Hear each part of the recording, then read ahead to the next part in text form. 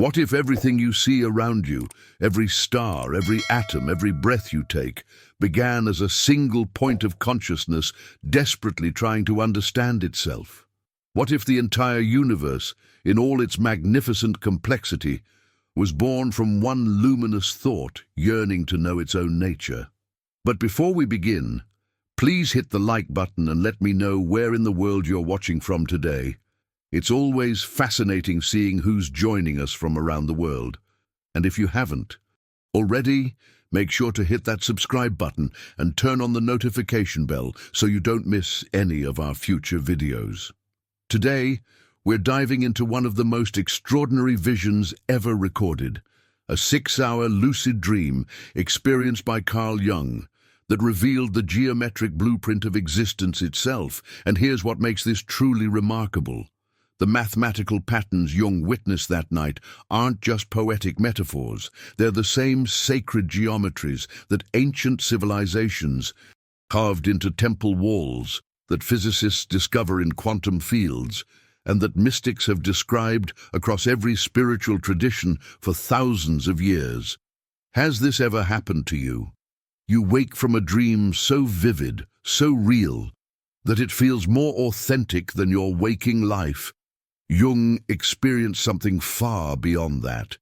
He found himself conscious within a realm of pure void, absolute nothingness stretching into eternity. But there, suspended in that infinite darkness, was a single point of light.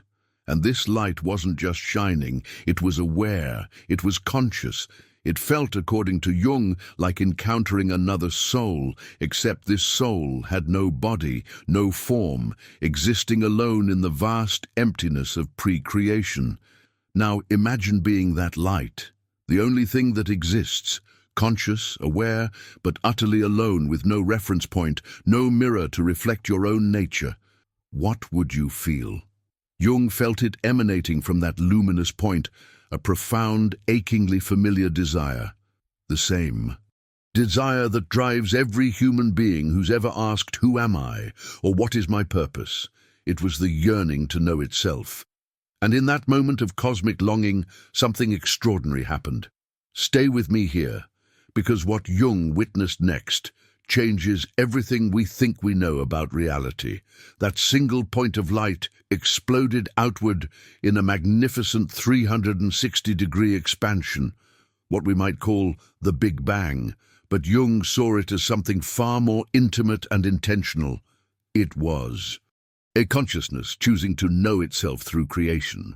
But here's where it gets absolutely fascinating, and what you're about to discover might surprise you. As these waves of energy expanded outward into the newly forming universe, they eventually reached a boundary and began reflecting back inward, creating something Jung would recognize the very next morning in the most unexpected place. These intersecting arcs of outward and inward energy began to swirl and dance where they met. And from those whirlpools of pure consciousness, the physical world began to crystallize. First electrons, then atoms, molecules, planets, stars, galaxies. The pattern Jung witnessed wasn't random. It was a precise geometric code, and when he saw it again the following day, he was stopped at a traffic light, staring at a car bumper in front of him. There it was, a simple Christian fish symbol. But Jung's eyes widened as he realized what he was actually looking at. This wasn't just a religious icon. It was the exact mathematical signature he'd witnessed in his vision. Two intersecting arcs, equal and opposite, creating that precise moment where consciousness meets itself and physical reality is born. When Jung researched this symbol, he discovered something that would shake his understanding of ancient wisdom. The Greeks called it the vesica piscis, and geometry itself, the word we use so casually in high school math class, comes from gometria, which literally means mother of all creation. Think about that for a moment. The ancients weren't studying shapes and angles as abstract concepts. They were mapping the divine DNA of existence itself, the hidden blueprint that governs every transformation in your life, every decision point, every moment where possibility crystallizes into reality. Euclid, the father of geometry, wasn't just a mathematician. He was decoding the language God used to dream the universe into being. And this Vesica Piscis, it's just the beginning. When you continue this pattern, allowing these sacred circles to overlap and multiply in perfect harmony, you get what's known as the flower of life. This isn't some New Age invention. Archaeologists have found this exact pattern carved into the walls of Herod's palace.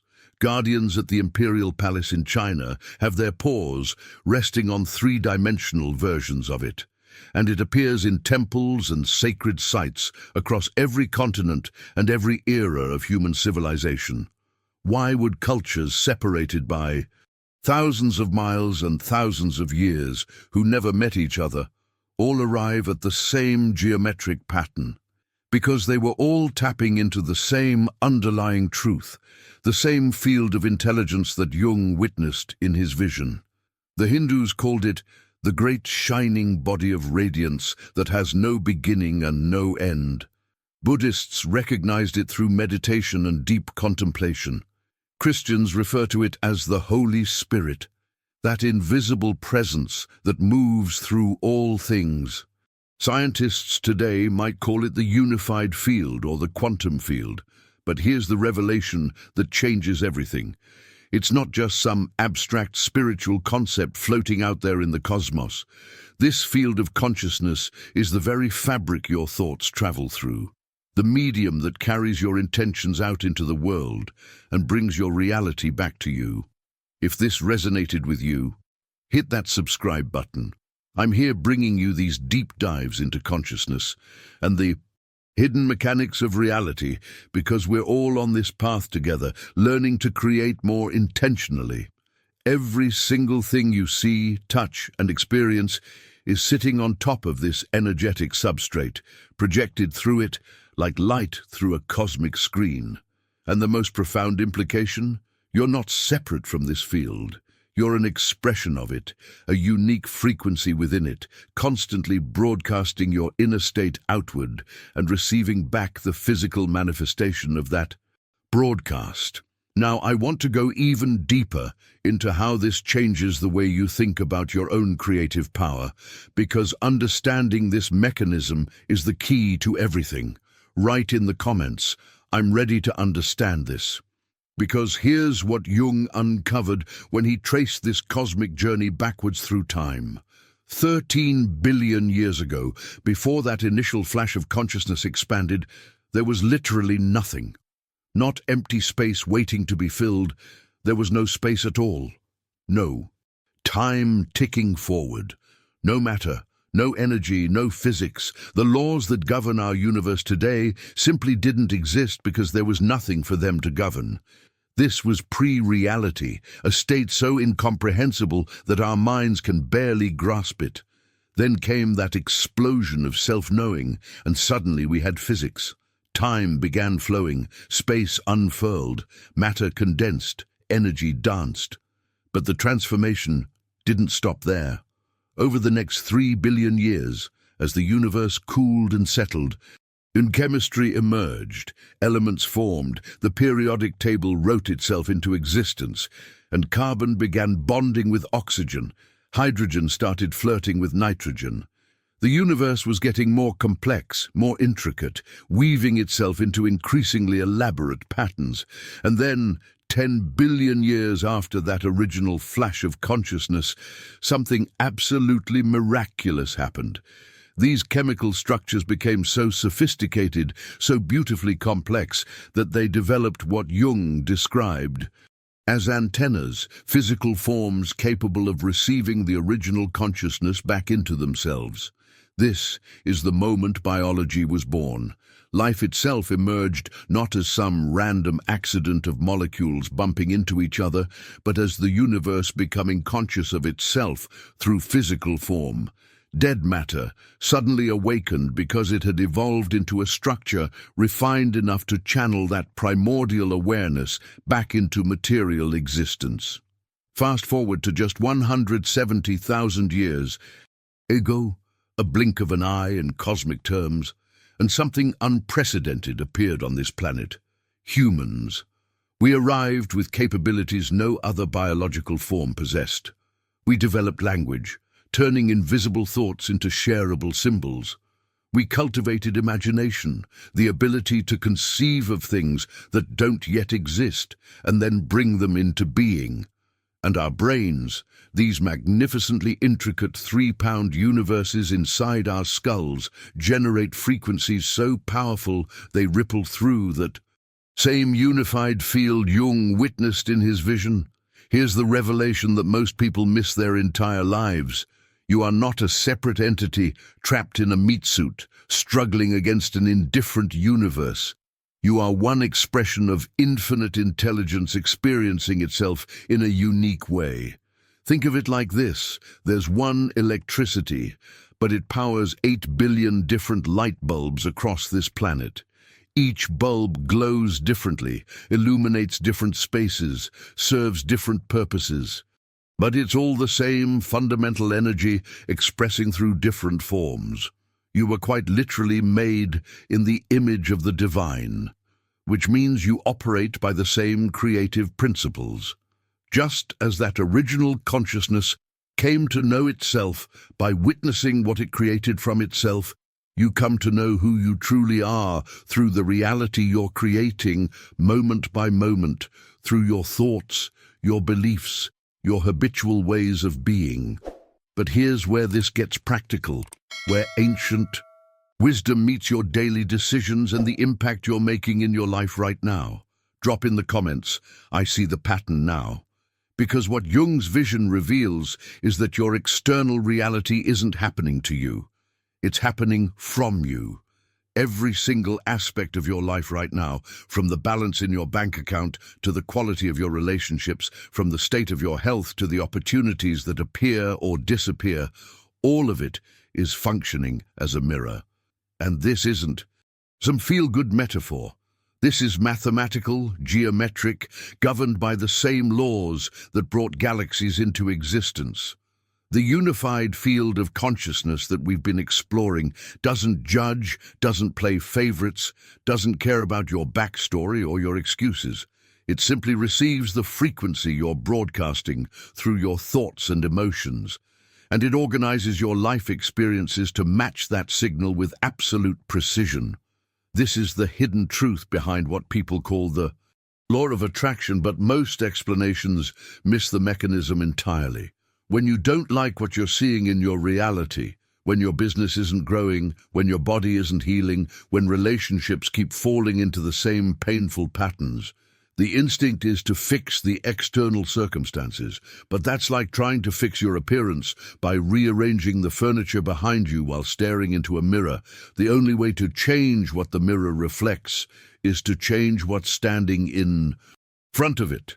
You have to transform yourself, your habitual quality of being, your character, your emotional baseline, and most importantly, the thoughts that are running on repeat in your mind. And here's what makes this both liberating and terrifying. You're thinking constantly. Scientists estimate between 6,000 and 60,000 thoughts per day. That's an endless stream of electrical activity firing through your brain every single moment you're conscious, and even while you sleep. Each thought isn't just abstract mental chatter, it's literal electrical activation cascading through neural networks. And immediately following each thought, that electrical signal resonates through your entire nervous system, creating what you experience as emotion. This is why you can't separate thinking from feeling. They're two aspects of the same energetic broadcast. Now, for simplicity, we can categorize all these thoughts into two fundamental types. There are intelligent thoughts, the ones that generate powerful states of being like joy, curiosity, peace, excitement, confidence. These thoughts feel good because they're aligned with your true nature, with that original consciousness flowing through you. Then there are unintelligent thoughts, The ones that trigger primal states like stress, anxiety, overwhelm, anger, jealousy, fear. These feel bad because they're distortions, static interference, blocking the clear signal of your authentic frequency. And both types are constantly broadcasting outward into that field of consciousness, which receives your signal and goes to work behind the scenes, orchestrating the circumstances, synchronicities, and events that will mirror back to you exactly what you've been transmitting. But here's where the real transformation becomes possible, where this shifts from fascinating theory into a practical tool for reshaping your entire existence. Leave a comment. My reality is my creation. Because most people spend their entire lives reacting to their problems without ever realizing this crucial revelation. Your reaction to the problem isn't being caused by the problem. Your reaction is actually revealing the exact pattern of thinking that created the problem in the first place. When you look at your bank account and immediately feel that knot of anxiety in your chest when the thought, "I'll never have enough," floods your mind, that's not a reasonable response to numbers on a screen. That's the core belief that has been broadcasting lack into the unified field all along, which then organized your reality to reflect that frequency of scarcity back to you. When you struggle with your health and catch yourself thinking, "What's wrong with me?" that question isn't arising from your physical symptoms. That habitual thought pattern, that fundamental belief that something is broken or defective about you, is what created the conditions for illness to manifest in the first place. Your body is simply materializing the energetic broadcast you've been transmitting, possibly for years or even decades. This is what Jung understood as the one moment of transformation, the instant you become aware that your reactions are diagnostic tools, revealing the hidden beliefs running your life behind the scenes. This is your portal. This is where real change becomes possible.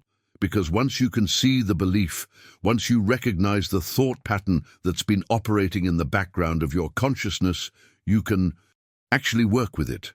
And here's where Jung's framework becomes beautifully practical. The first step is simply noticing when you've dropped into what we call a primal state, when you feel bad, when stress grips you, when anxiety floods your system, when anger rises. Your nervous system is functioning as a highly sophisticated lie detector, and here's the hidden truth that changes everything. 100% of the time, if a thought is creating a primal state in your body, that thought is not true. You might protest, "But I really don't have enough money," that's a fact. But the belief isn't about the numbers. The belief is, "I'll never have enough," or "money is scarce," or "I'm not capable of creating wealth." And those beliefs, they're demonstrably false. The thought, "something is wrong with me," cannot be true because you're a perfect expression of consciousness on a journey of evolution and self-discovery. Every so-called mistake is just information. Every struggle is just contrast helping you clarify what you actually want to create.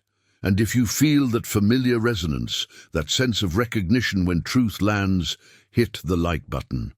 It helps this message reach more people who are searching for exactly this understanding right now. So Jung's decision matrix works like this. You identify the limiting belief that's generating the bad feeling, you recognize that its opposite must be true, and then you actively search for evidence supporting this new truth. As you consistently practice thinking and feeling from this new frequency, something remarkable happens in the quantum field. Your broadcast changes, and the mathematical precision of consciousness must reorganize your material reality to match your new signal. But the real power in this framework comes from understanding one final piece that most people miss entirely. Write in the comments, "I'm changing my frequency," because when you truly grasp that you're not separate from the creative force that birthed galaxies, when you understand that the same geometric principles governing the expansion of the universe are at work in your daily life right now, everything shifts. You stop being a victim of circumstances and start recognizing yourself as the artist painting your reality into existence with every thought, every emotion, every decision you make moment by moment. And this is exactly why I create this content, to share these frameworks that completely transformed my own journey. These revelations that aren't locked away in dusty academic texts, but are alive and applicable to your life right now, today. If this resonated with you, if something clicked into place while you've been watching, do me a favor and hit that subscribe button. I'm here consistently bringing you these deep dives into consciousness, practical spirituality, and the hidden mechanics of reality because I believe we're all on this path together, all learning to create more intentionally, more powerfully. And if you made it all the way here with me, if you stayed present through Jung's vision and the sacred geometry and the mechanics of how your thoughts literally reshape your world, leave a comment right now saying, "This message was meant for me." I read every single one, and it means more than you know to see this community growing and engaging with these ideas that have the power to genuinely transform lives. Also, if you feel that familiar resonance, that sense of recognition when truth lands, go ahead and hit the like button. It helps this message reach more people who are ready for it, who are searching for exactly this understanding in exactly this moment. And listen, there's a video right here that takes this even deeper into the practical application, showing you how to work with your nervous system as that lie detector we talked about. Click and continue with me over there because what we've explored today is just the beginning of what becomes possible when you truly understand how reality works.